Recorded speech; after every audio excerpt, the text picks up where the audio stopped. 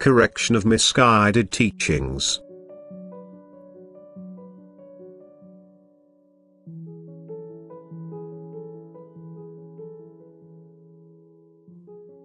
Truth does not remain pure once it is spread amongst imperfect humanity, which I had foreseen and therefore spoke the words, "I will guide you into truth."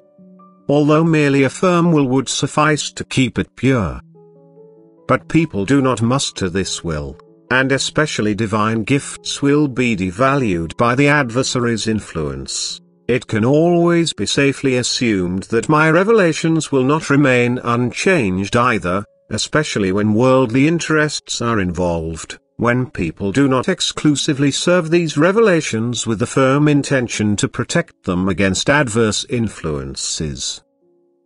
And thus my pure word can be sent to earth time and again. It will not remain pure, because there are too few spiritual helpers, and if my divine word gets into the hands of worldly-minded people it can be expected to be contaminated again.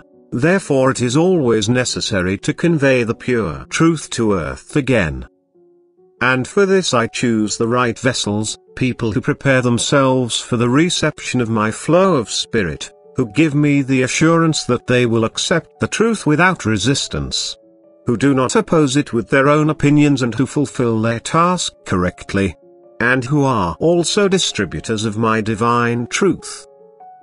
They will also have the gift to recognize error which, as a work of my adversary, thus under the cover of piety, is given to people as truth in the same way. I cannot contradict myself, and neither can I make use of a person who denies my act of salvation and my human manifestation in Jesus, who thus allegedly speaks to a person as Jesus being an ascended master. A misguided doctrine is being fostered in all these human beings, which does not correspond to my divine teaching. But my chosen vessel recognizes all correlations and cannot be deceived.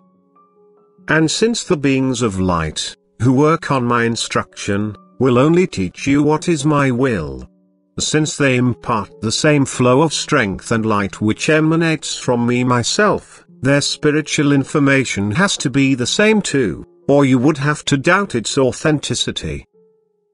I will always and forever expound the divine teaching of love, as I did on earth, and explain to people the consequences of a life of love as well as the disadvantages of non-compliance with my commandments, because this is the meaning and purpose of earthly life after all. And time and again you will be told about the cause of your earthly existence.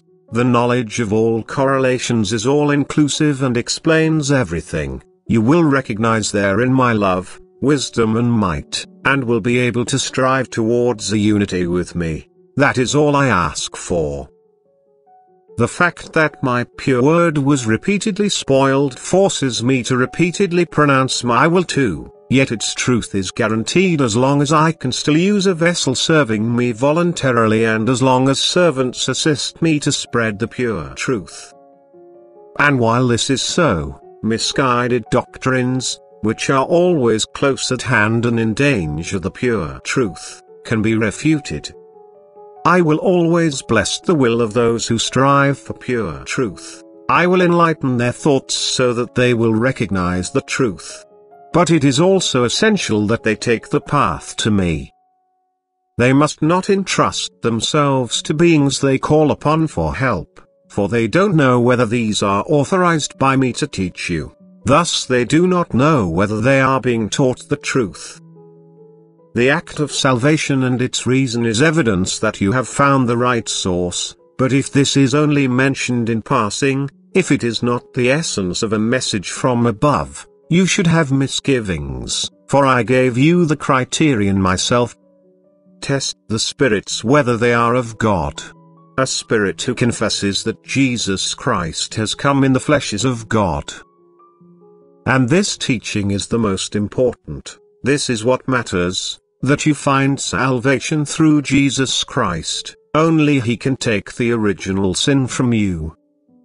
For He and I are one. You have to acknowledge Him as your God and Creator in order to unite with me eternally. Amen.